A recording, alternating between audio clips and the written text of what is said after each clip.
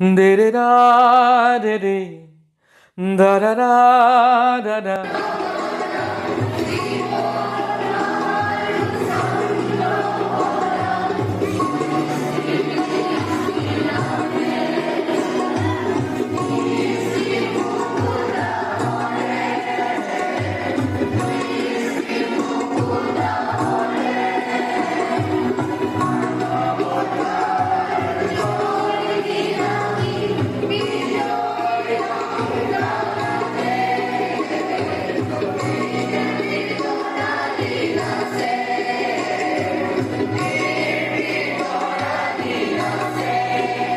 মিন্টু চিনাকি নাম অপূৰ্বজ্যোতি বৰুৱা ডাঙৰীয়া। অপূৰ্বজ্যোতি বৰুৱা এতিয়া বিভিন্ন সময়ৰ বিভিন্ন বিশ্লেষণ যোগ সাপেক্ষ বিশ্লেষণ কৰিব পৰা ব্যক্তি। গুৱাহাটীৰ বিভিন্ন টক শ্ব'বোৰত এজন অংশগ্ৰহণকাৰী, অৰ্থাৎ এনেকুৱা ধৰণৰ চিন্তা চৰ্চা কৰিব পাৰে, বিশ্লেষণ কৰিব পাৰে, যাৰ কাৰণে তেওঁ এক মান লাভ কৰিছে গুৱাহাটীৰ উচ্চ সমাজত। আৰু সেই অপূৰ্বজ্যোতি বৰুৱাই এই বিদ্যালয়ৰ প্ৰাক্তন ছাত্ৰ থাকোঁতে অতি সুন্দৰকৈ গীত পৰিৱেশন কৰিছিল। মই এতিয়া কৈছিলোঁ এটা গীত পৰিৱেশন কৰিবৰ কাৰণে, তেওঁ কৈছে যে মোৰ চৰ্চা নাইকিয়া হ'ল, সেইকাৰণে এনেকুৱা হৈছে।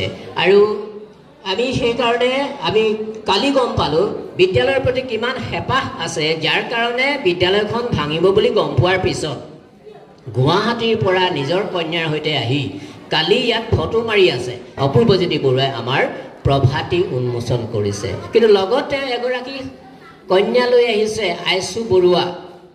আমি শেষৰ ফালে তেওঁক আমি তোমালোকৰ সন্মুখত দেখুৱাম, মানে কি তেওঁলোকক থিয় কৰাই আমি পৰিচয়টো দিয়াম, যিহেতু আমি অন্য অনুষ্ঠানখিনি আগবঢ়াই লওঁ।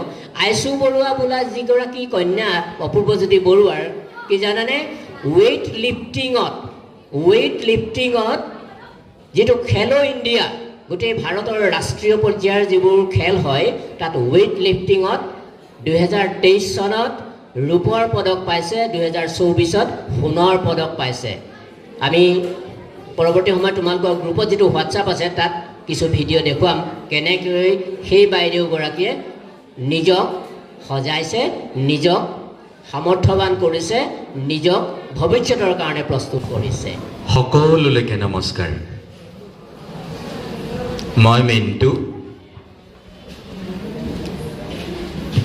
পিছত এইখন স্কুলতেই মেট্ৰিকৰ সময়ত যোগেশ কিশোৰ ছাৰে মোৰ নামটো সলনি কৰি দিলে। ক'লে তই 60 বছৰ বয়সতো তোক যদি মিন্টু বুলি মাতে তোৰ জানো ভাল লাগিব? তেতিয়াৰ পৰাহে মই অপূৰ্বজ্যোতি বৰুৱা হৈছোঁ। এইটো আজিৰ দিনত এটা বৰ কল্পনাৰো অতীত যে মাক দেউতাকৰ বিনা অনুমতিত ষ্টুডেণ্টৰ বা ছাত্ৰৰ অনুমতি অবিহনেও নাম সলনি হয়। সেয়া হয়তো এই মুলুকত ময়ে প্ৰথম চাগে, আৰু এইখন বিদ্যালয়ত মোৰেই প্ৰথম চাগে, ইন্দ্ৰকমল ছাৰহেঁতে জানিব। আৰু মোৰ আন এটা ডাঙৰ অভিজ্ঞতা বা মোৰ স্মৃতি হৈ ৰ'ব, সেয়া হৈছে মই যি বছৰ বেষ্ট ছিংগাৰ হৈছিলোঁ এইখন স্কুলৰ, সেইবাৰ মোৰ শ্ৰদ্ধাৰ শিক্ষাগুৰু ইন্দ্ৰকমল ফুকন ছাৰ এইখন স্কুলত জইন কৰিছিলে, আৰু তেখেতে মোৰ চাৰ্টিফিকেটখন লিখিছিলে। এদিন মই ছাৰলৈ দিওঁতে কৈছে, তই হাতৰ আখৰখিনি চিনি পাইছ নাই? মই বোলো নাই পোৱা ছাৰ, সেইখিনি মোৰ হাতৰ আখৰ। তেতিয়া আৰু মই পুলকিত হৈছিলোঁ যে মই যি বছৰ বেষ্ট ছিংগাৰ হৈছিলোঁ সেই বছৰ ইন্দ্ৰকমল ফুকন ছাৰে মোৰ চাৰ্টিফিকেটখন লিখিছিল।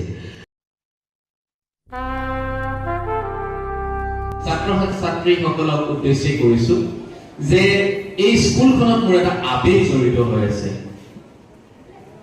এই স্কুলখনত মোৰ এটা আবেগ জড়িত হৈ আছে। যেতিয়া মই টিভিৰ টক শ্ব'বোৰলৈ যাওঁ, কথাবোৰ কওঁ, তেতিয়া মোক কেতিয়াবা কোনোবাই সোধে আপুনি স্কুলিংটো ক'ৰ পৰা কৰিছিল?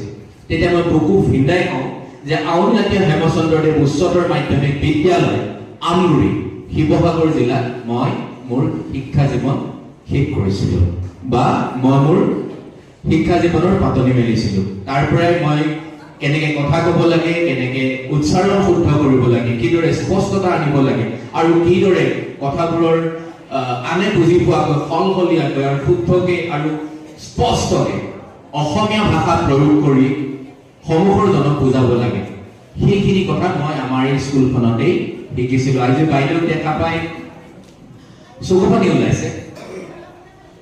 কাৰণ সেই অঘাইতম ছাত্ৰটোৰ পৰা আজি এইখিনি আহি পাওঁতে এইখনেই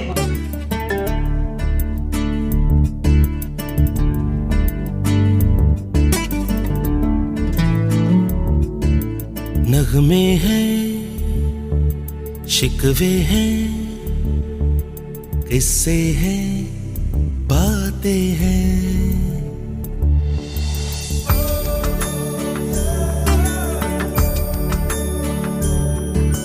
नगमे हैं शिकवे हैं সৰু ভেকত মই দীঘলীয়া নকৰোঁ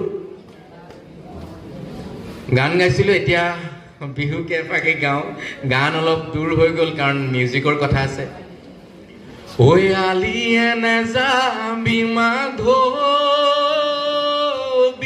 ঐ বালিয়ে কাটিবই বালিয়ে হাত চাপৰি কাটিবই বগাৰে দিনা যাবি বোকা ঐ আলিয়ে নেযাবি মাধৱী ঐ বালিয়ে কাটিবই বালিয়ে কাটিবই পথাৰেদি নাযাবি বোকা দলনিয়ে গ'লে মাধৱী ঐ আছে মহৰ গুহুৱালৈ আছে মহৰ গুহুৱালৈ ছোৱালীনো জুকুৱাত ছোৱালীনো জুকুৱাত চুকা এয়াই মই ধন্যবাদ সকলোকে প্ৰণিবাদ জনাইছোঁ সকলোৰে স্বাস্থ্য কুশলে থাকক সুন্দৰ হৈ থাকক আৰু মোৰ শিক্ষক শিক্ষয়িত্ৰীসকলে সদায় এইদৰে ডেকা হৈ থাকক জীয়ৰী হৈ থাকক ধন্যবাদ থেংক ইউ बातें भूल जाती हैं यादें याद आती हैं बातें भूल जाती हैं यादें याद आती हैं ये यादें किसी दिल जानम के चले जाने के बाद आती हैं यादें यादें यादें